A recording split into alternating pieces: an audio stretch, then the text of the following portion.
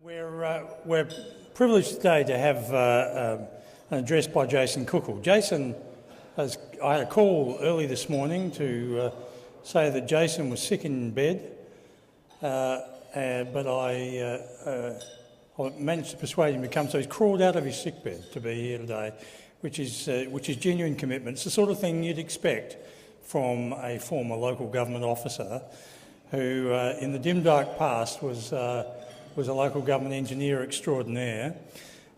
He's since gone on and been involved running a number of industry and advocacy groups, and has been for the last 7.5 years with the Chamber of Mines and Energy. Now, mining, as we all would know, is absolutely critical to the future of this state. It's one of the it's a sort of a no-brainer that this is an issue that we all have a deep interest in. Now, a couple of weeks ago, the Minister of Mines addressed the club on his perspective in relation to the future of mines. I'm comforted by the fact that as a politician you now want to hear the real story, but also not many people were able to hear him on the day. So we're privileged today to have Jason with us. So would you please welcome Jason Kuchel.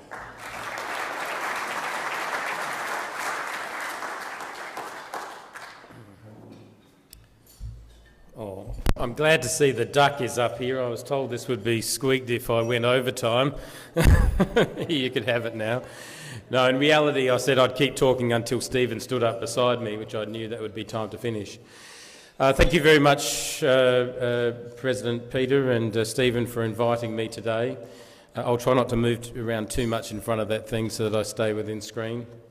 Thank you very much for the opportunity to address you all today. I should have, if I'd realised that Tom Kutsantonis had spoken only a few weeks ago, I would have perhaps got on to check it and see what he'd talked about so that I either wasn't covering exactly the same things and telling you the same things you'd already heard, or either that or totally contradicting him, one or the other.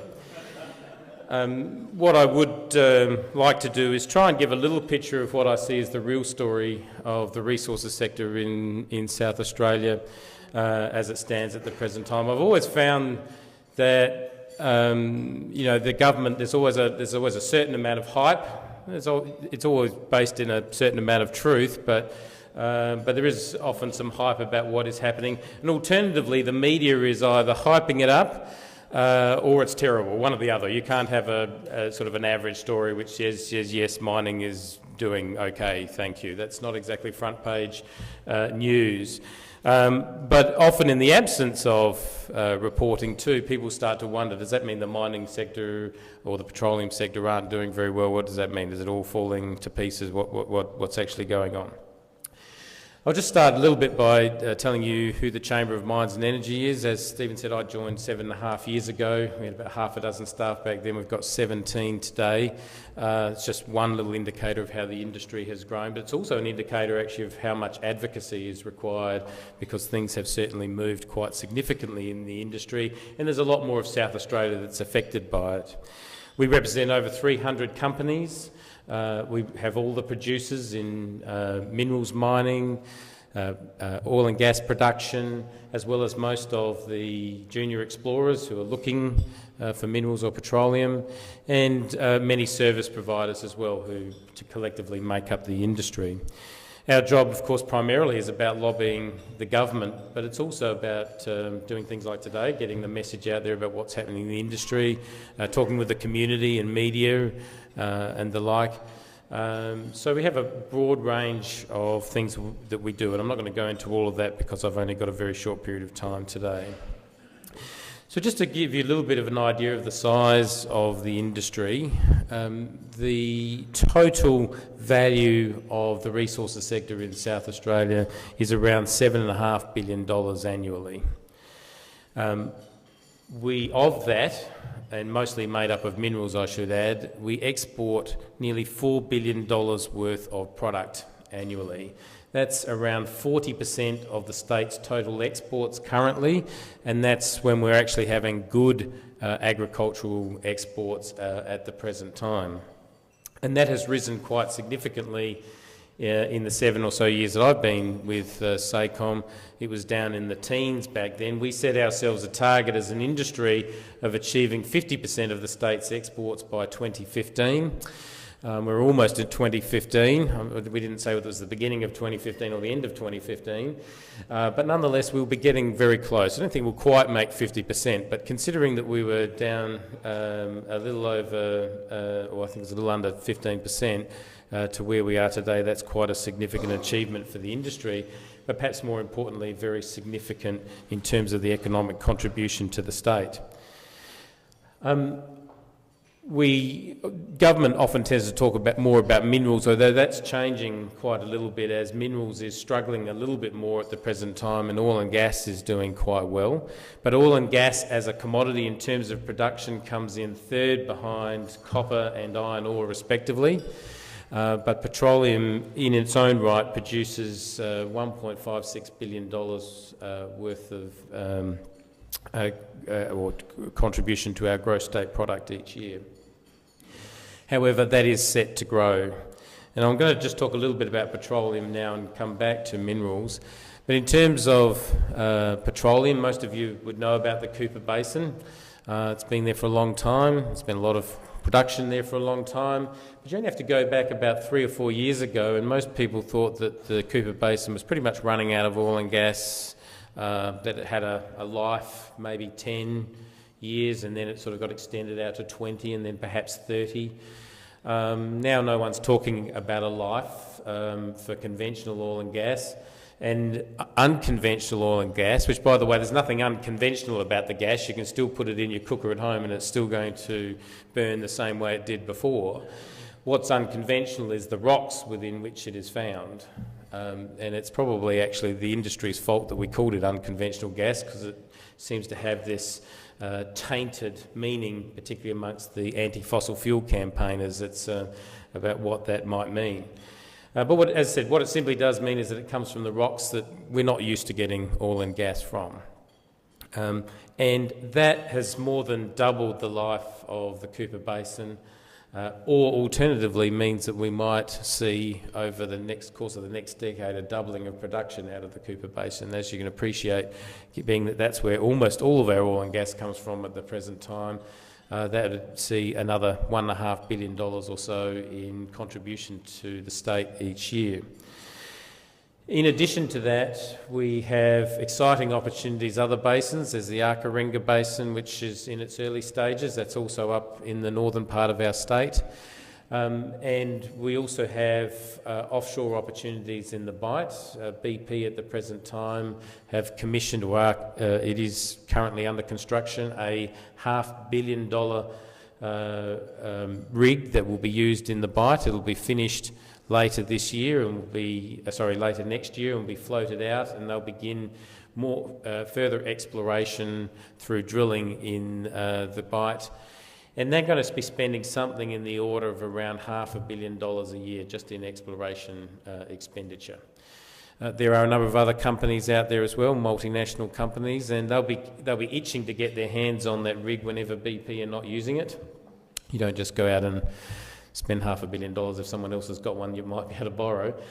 But that rig will be used constantly. Now, a little bit like mining, it actually takes, of course, some time to actually get production when you're talking about offshore oil and gas. Of course, when you find it onshore, your exploration well is often your production well, and away you go.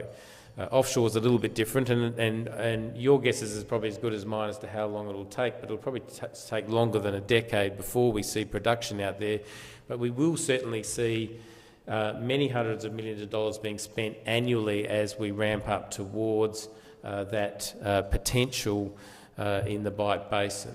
And we're already seeing companies being awarded contracts such as support contracts like helicopter support, for example, out of Ceduna, which, perhaps not surprisingly, has doubled the size of the Ceduna airport. And they have some of the most expensive, long-range, capable helicopters that you'll find anywhere in the world now based out of Ceduna just to support that exploration.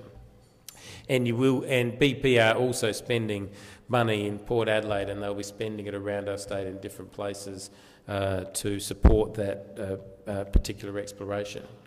In the southeast, we also have some opportunities in the Otway Basin. That's been coloured very recently by, particularly through the election process.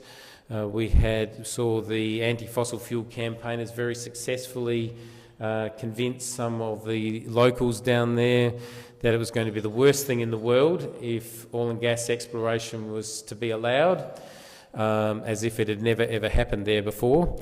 And that it would contaminate their water supply, ruin the landscape, and that the southeast would be forever changed and it wouldn't be the same place that it has been. Well, apart from economically speaking, I suspect that it wouldn't actually change all that very much, because in actual fact we've had oil and gas exploration in the southeast for more than 100 years, very seriously now for more than 50 years, and we've had oil and gas production down in the southeast for a period of around 2 decades. That did shut down early last decade, but nonetheless oil and gas production in particular, gas plant, gas-fired power station that was using the gas from that plant, pipelines, all the rest of it has all been down in the southeast for quite a long time, and it seems that was conveniently forgotten. Again, what was talked about was that this was different because this was unconventional gas. And what was different is because they were going to use fracking. That's an F word that's similar to something else. But it does actually sound like it's a really bad thing. And hydraulic fracturing is the technical term. And hydraulic fracturing, whilst that might sound new, and most of those anti-fossil fuel campaigners would have you believe that it's new, it's actually been used for decades. We've been using hydraulic fracturing in conventional oil and gas for over 30 years in this state, and it's been well regulated and well understood. It's actually used in more than 90%, in fact somebody told me more than 97% of oil and gas exploration and production wells around the world. So there's nothing new about it at all, but it all sounds terrible. That's the way those people who want to run a negative campaign would have you believe. So in the southeast, we actually had the Liberal Party, unfortunately, suggesting that they would, not suggesting, but committing to having an inquiry into fracking, and it's something that we think would damage the industry quite significantly. Not because the outcome would be anything that we would be concerned about, but simply the process that goes through, and that brings up, gives an opportunity, it gives a soapbox, if you like, to all those people who would like to see the industry shut down. And recently, in the last couple of weeks, we've had Mark Parnell introduce a bill into Parliament to actually stop all fracking, to actually have a moratorium on fracking until there'd been an inquiry. Funnily enough, though, if you read the fine print in the bill, it actually says even once they've got the outcome of the inquiry that fracking wouldn't be allowed to be continued anyway, so it's not a moratorium, it's actually a complete ban on fracking. And funnily enough, the only time that fracking was okay was for geothermal energy. And whilst we obviously support it for geothermal energy, and we have some members that are in the geothermal space, geothermal energy, the fracking, the hydraulic fracturing that's used, the stimulus is 5 to 10 times greater than it is for oil and gas. So the Greens aren't seriously concerned about whether or not fracturing is going to affect the environment or aquifers or anything else. They're purely using that as a means to stop oil and gas production. So, having said all that, though, the message there, of course, is that it's not easy sailing, but certainly there are very significant opportunities in the oil and gas space in South Australia.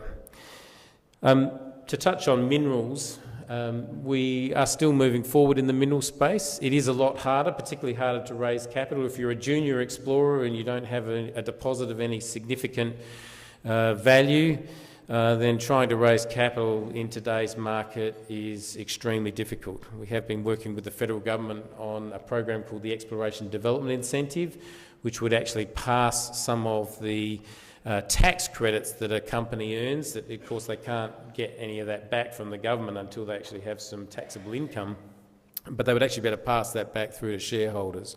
So if you like, that gives the shareholders an effective dividend, and dividends are something which is very much attracting investments regardless of the sector that they're looking to invest in at the present time. So we would hope that that would actually help the junior exploration sector.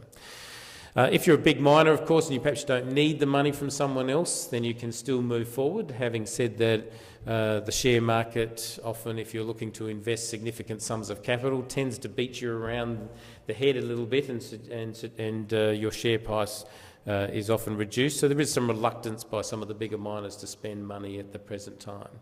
If you're in between, perhaps you might have a significant size project, but you're a junior, you don't have a lot of capital yourself.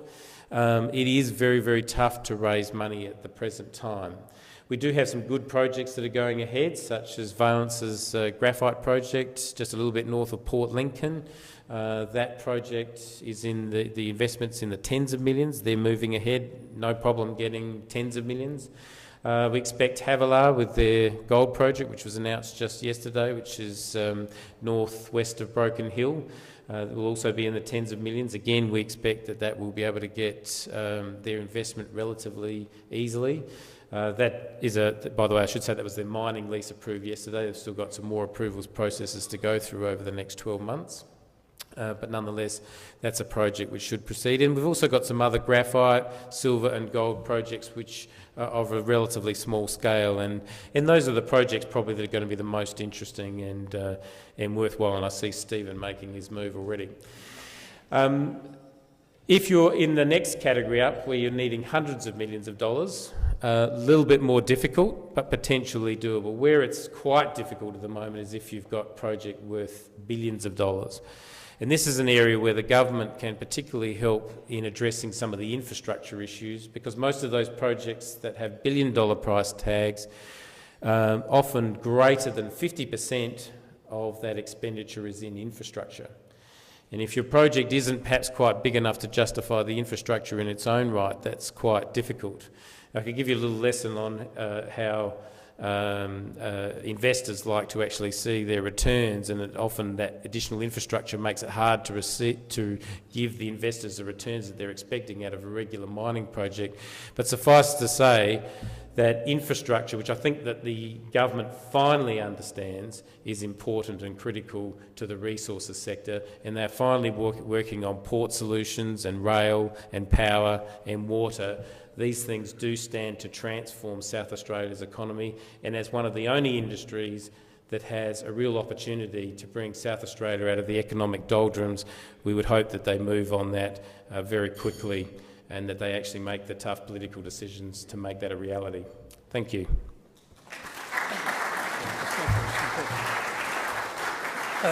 Thanks very much, Jason. Jason, in last month's edition of In Business, you had an article about what appeared to be saying that South Australia has a bit of a Roxby Downs fetish. I wonder if you'd just explain what you meant by that.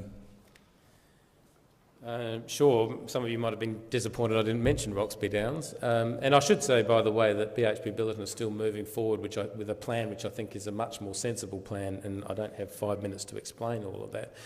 But what I find is that any time that BHP Billiton announces that they're doing anything towards Roxby Downs, is that I get rung up by about 10 different media outlets, and they're all excited and they're all wanting to write a big story about it. And they tell me it's because all the South Australians want to hear about that. And I do understand, because of the hype that it's been afforded over a period of time, why that is the case. But the reality is, when we actually have a look at the rest of the minerals projects put together, they stand to bring just as much benefit, if not more benefit, to South Australia, economically speaking. And in fact, because of their size, often it's much easier for South Australian homegrown companies to actually reap more of the benefits from those projects, that in my view it's not the place that we should be focusing. It's not to say I don't want to see Roxby Downs expanded. We absolutely want to see that's the case, and we support BHP Billiton in their efforts to do that. But when we look at all the rest of those mineral projects, and that's not even including all of the petroleum projects, if as a government, as I was saying before about infrastructure, they have the opportunity to more readily make some of those projects come to fruition, or at least advance them, bring them forward. And there's really nothing that they can actually do about Roxby Downs. The number of federal parliamentarians who have asked me about what can they do to bring Roxby Downs forward, I'm afraid, guys, there isn't anything you can do. But there are other projects that can be brought forward that can bring the economic benefit to South Australia. Any questions? Yeah. Okay. Members, I think we've been treated to a very useful insight to what is obviously a very important sector in South Australia. I mean, the statistic quoted of the contribution to South Australian exports from going from 15 to 50% is quite a significant shift, and it just shows the developing importance of this industry that really cranked up, I think, about 15 to 20 years ago, when a lot of exploration got underway. So it's obviously a very interesting subject, and we're not just a one-trick pony in relation to mining and energy in South Australia. Would you please join with me in thanking Jason for his talk?